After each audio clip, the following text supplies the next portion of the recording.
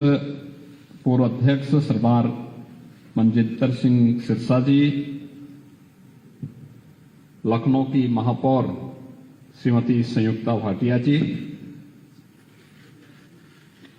राष्ट्रीय सिख संगत के अध्यक्ष सरदार गुरचरण सिंह जी,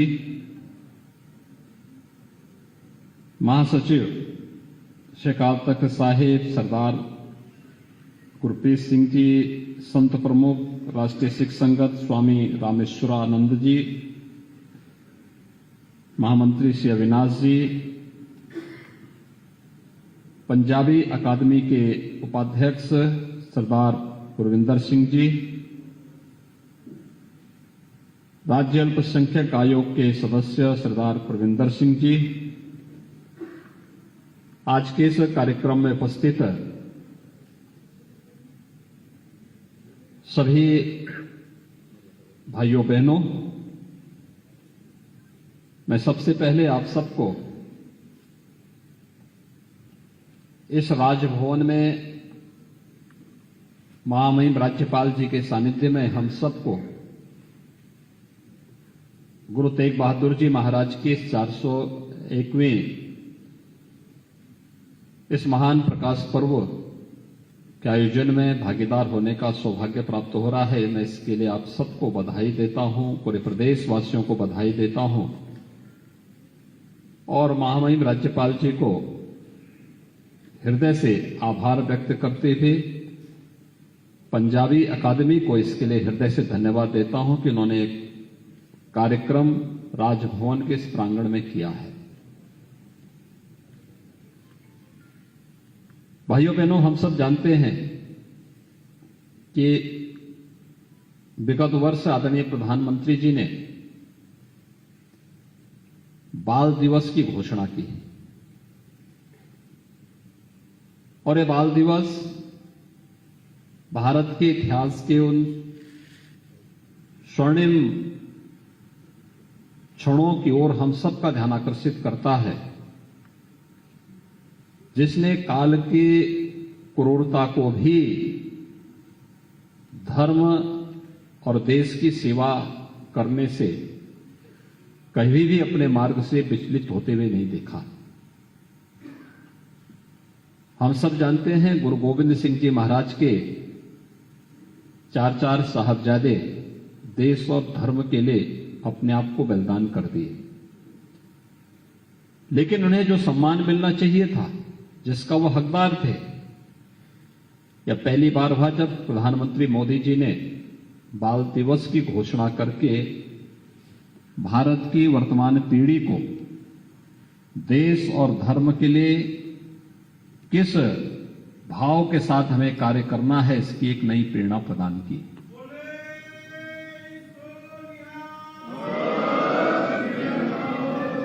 यह हम सबका सौभाग्य है कि जब हम भारत के इतिहास का अवलोकन करते हैं, भाइयों बहनों, विकास की बात बहुत होती है और विकास के साथ हमें सतत रूप से आगे भी बढ़ना चाहिए। दुनिया में जहां कहीं भी प्रगति हुई है उसको देखना, उसके अनुरूप अपने आप को तैयार करना, ये बुरी बात नहीं है।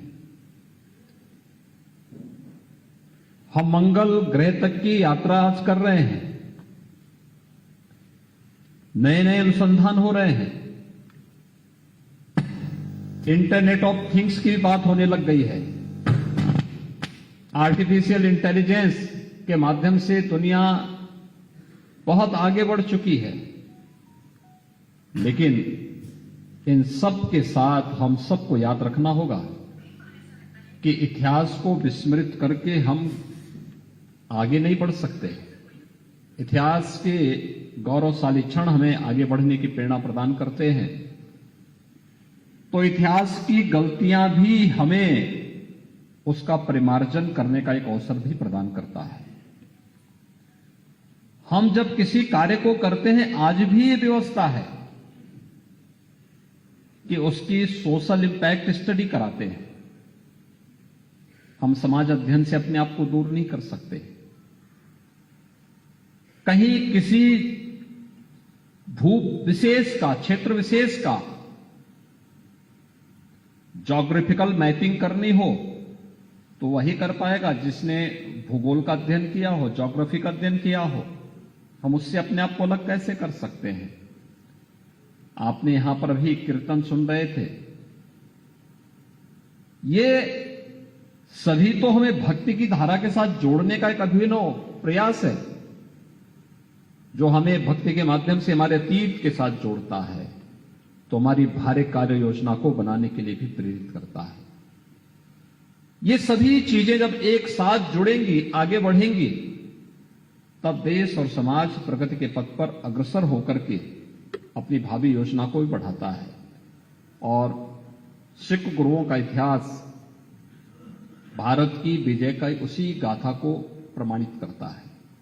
गुरु नानक देव जी से विशुद्ध भक्ति की धारा जो प्रारंभ हुई, विशुद्ध भक्ति की धारा जो प्रारंभ हुई, वह जब देश और समाज की आवश्यकता पड़ी तो उसे शक्ति पुंज बनने में भी कोई देर नहीं लगी।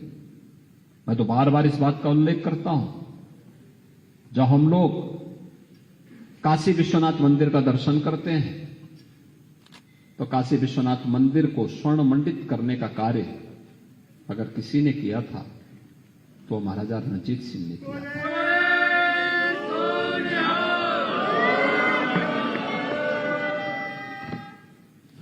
एक वह धारा थी जो विखंडन करने की थी, जिसने काशी विश्वनाथ मंदिर को तोड़ा था, और एक वह धारा थी जिसने काशी विश्वनाथ मंदिर को स्वर्ण मंडित करके भारत के इतिहास को स्वर्णाक्षरों में लिखने के लिए आने वाली पीढ़ी के सामने बहुत कुछ कहा है।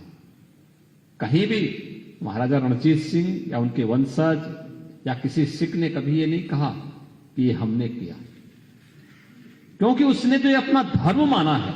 और जब व्यक्ति किसी कार्य को धर्म मानता है तो उसके लिए दावा नहीं करता है, दावेदारी उसकी नहीं होती है, वो तो एक कर्तव्य मान करके उस पथ पर आगे बढ़ पड़ता है। ऐसे ही जब हम कश्मीर की बात करते हैं, गुरु तेग बहादुर जी का बलिदान किसके लिए था? कश्मीरी पंडितों के लिए था, देश के लिए था, धर्म के लिए था। और उन्होंने कहा उस समय भी, औरंगजेब को चेतावनी दी थी, और चेतावनी इस बात की दी थी कि भाई अगर गुरु तेग बहादुर को, हमारे गुरु को तुम इस्लाम स्वीकार करा दोगे तो हम भी स्वीकार कर लेंगे। शर्त एक ही, कहने के लिए गुरु तेग बहादुर एक व्यक्ति है, आध्यात्मिक पुंज हैं, एक गुरु के रूप में हम सबके लिए आराध्य हैं, लेकिन उन्होंने अपने देश और अपने धर्म के उन मर्यादाओं का कभी उल्लंघन नहीं किया, और देश और धर्म के लिए, कश्मीरी पंडितों को बचाने के लिए अपने आप को बलिदान कर दिया। और आज जब गुरु तेग बहादुर जी की बात आएगी, सिख गुरुओं की बात आएगी, गुरु गोविंद सिंह जी महाराज की बात आएगी, गुरु गोविंद सिंह जी महाराज के 4 साहबजादों के बलिदान की बात आएगी, तो इस सभी कार्यक्रमों के साथ जुड़ना हम सब के लिए इतिहास के उन गौरवशाली क्षणों के साथ साथ इतिहास की उन गलतियों के परिमार्जन का भी एक अवसर प्रदान करता है, जो एक साथ मिलकर के जब हम आगे बढ़ेंगे तो एक साथ मिलकर के आगे बढ़ने की परंपरा देश को विकास के पथ पर अग्रसर करके फिर एक स्वर्णिम पथ पर अग्रसर करेगी।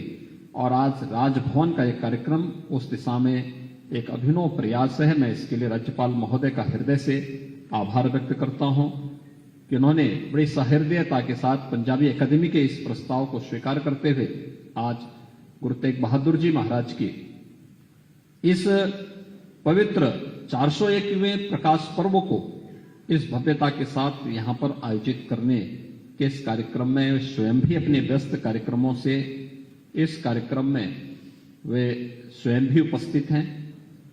ये मेरा सौभाग्य है कि हम लोगों को गुरु नानक देव जी के 550वें प्रकाश पर्व के आयोजन के साथ मुख्यमंत्री आवास पर एकजुट होने का अवसर प्राप्त हुआ था, और उसके बाद हम लोगों ने साहबजादा दिवस पहली बार मुख्यमंत्री आवास पर आयोजित हुए थे और हम आभारी हैं आदरणीय प्रधानमंत्री जी के, जिन्होंने इस दिवस को बाल दिवस के रूप में पूरे देश के अंदर एक मान्यता दी।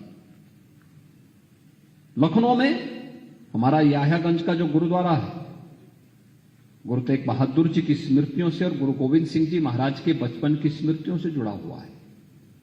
मैं स्पेशली पटना गया था, मैं पटना साहिब के दर्शन करने के लिए, कि किन परिस्थितियों में उस कालखंड में भी कैसे गुरु गोविंद सिंह जी महाराज का जन्म वहां पर होता है, कैसे बचपन में उनको वहां से उनकी सवारी लखनऊ में आती है, अलग अलग स्थानों से होती हुई फिर निकलती है, और आज भी स्मृति हमारे पास जुड़ी हुई है।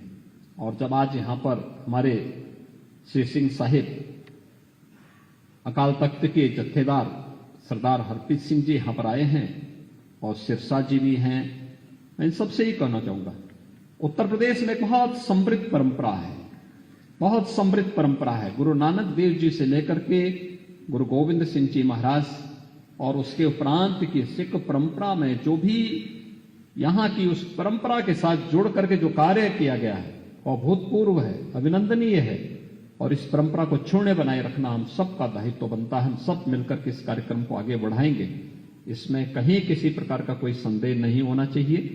मैं आज के इस अवसर पर आप सबको बधाई देता हूं। 401वें प्रकाश पर्व का आयोजन हम सब यहां पर आयोजित कर रहे हैं। बाहर बरसात पड़ रही थी और उस समय यहां पर जब गुरु ग्रंथ साहिब जी की यात्रा जब यहां पर आई, आपने देखा होगा उस समय स्वयं ही इंद्र भगवान भी कुछ देर के लिए थम गए, एकदम शांति हो गई, और जब यात्रा अंदर प्रवेश कर गई तो उसके बाद फिर इंद्र भगवान ने अपना कार्य भी शुरू किया। हमारे यहां तो हमेशा किसी भी पवित्र कार्य के पहले था कि भाई कहीं किसी सरदार बलदेव सिंह ओलख को जल छिड़कने की आवश्यकता नहीं पड़ी। ईश्वर ने कहा कि चलिए हम पहले ही प्रसाद से सब ठीक कर लें। आपने देखा होगा सब कितने दिनों से हम बारिश के इंतजार कर रहे हैं, लेकिन आज ये कार्यक्रम यहां पर होना था। लखनऊ में बारिश होनी शुरू हो गई, कितनी शानदार बारिश हुई है, मौसम भी खुशनुमा हो गया, और हम इस अवसर पर यहां पर इस आयोजन के साथ आयोजित कर रहे हैं। कहीं कोई भय नहीं, कहीं कोई चिंता नहीं, हर ओर उत्साह है, उमंग है, इसलिए क्योंकि ये परंपरा हमारी अपनी परंपरा है। इस परंपरा के साथ हमारी संवेदनाएं जुड़ी हुई हैं, हमारी भावनाएं जुड़ी हुई हैं। लेकिन क्या इस प्रकार के आयोजन हम ननकाना साहिब में कर पाएंगे? क्या काबुल में कर पाएंगे? क्या किसी ऐसे स्थल पर जो देश भारत से अलग हो गया, क्या उन क्षेत्रों में संभव हो पाएगा? बहुत कठिन है।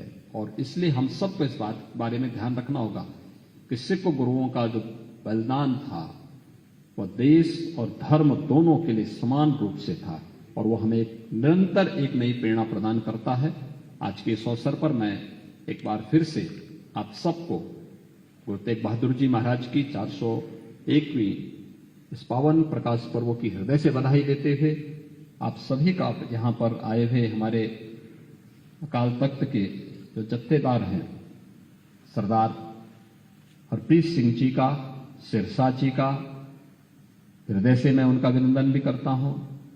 मैं यहां पर पंजाबी अकादमी से जुड़े हुए हमारे जितने भी पदाधिकारी हैं इन सबको हृदय से धन्यवाद देता हूं और विश्वास व्यक्त करता हूं इस प्रकार के आयोजन होने चाहिए। आज इन्होंने यहां पे अपने पंजाबी अकादमी से जो कार्य इन्होंने रचनात्मक कार्य किए हैं और पंजाबी को लोक भाषा के रूप में प्रचलित करने के लिए क्या कुछ होना है, इसके बारे में भी इन्होंने कुछ प्रकाशन यहां पर किए हैं और प्रकाशन का यहां पर विमोचन और उसकी एक साइट भी महामहिम राज्यपाल जी के द्वारा यहां पर अभी आप सबके सामने लॉन्च की गई है। हमें इसका अधिक से अधिक प्रचार करना चाहिए और जो सकारात्मकता है समाज में, जो भी सकारात्मकता है, उस सकारात्मकता को तेजी के साथ आगे बढ़ाने की कोशिश हम सबको करनी चाहिए। हर व्यक्ति को सीखना चाहिए।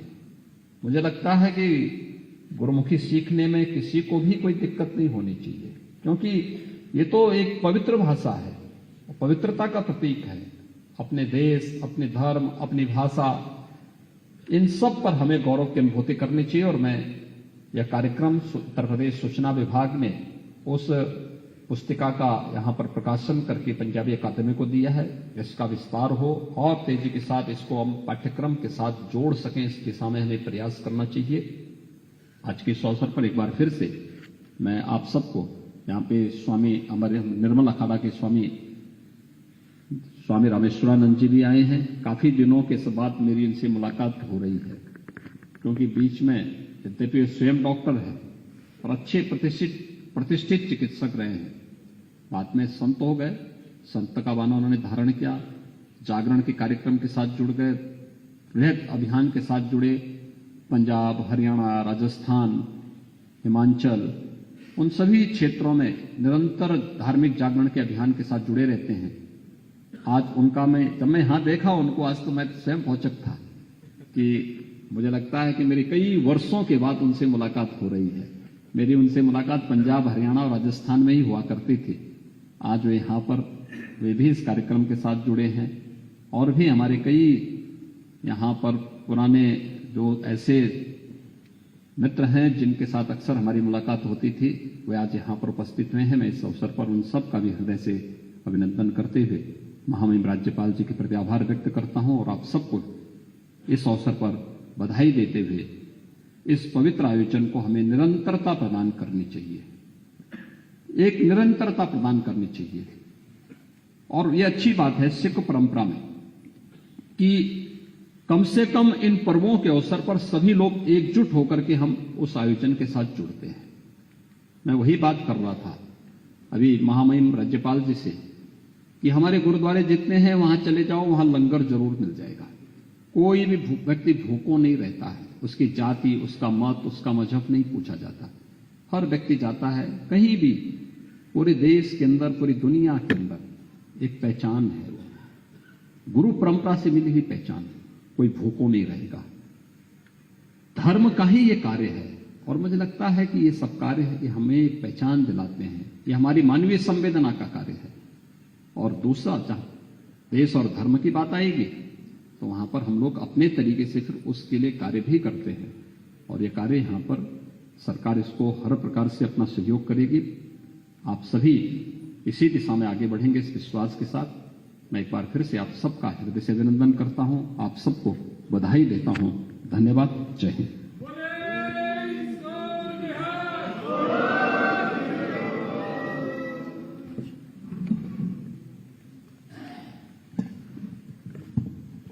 बहुत बहुत आभार प्रकट करता हूं।